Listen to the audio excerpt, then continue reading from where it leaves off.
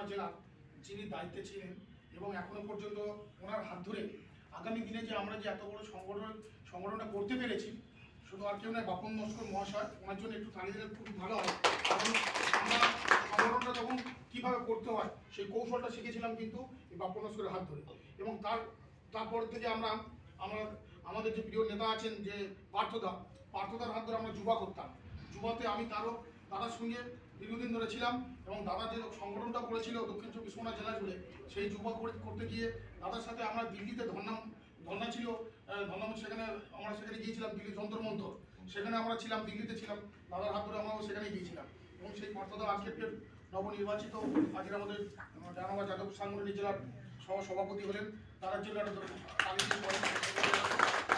সঙ্গে সুব্রত মণ্ডল আমার খুব বন্ধু, খুব ক্লোজ ফ্রেন্ড আমরা, এবং দীর্ঘদিন ধরে আমি গড়িয়ার বিভিন্ন প্রোগ্রাম লোকেশনগুলো আমরা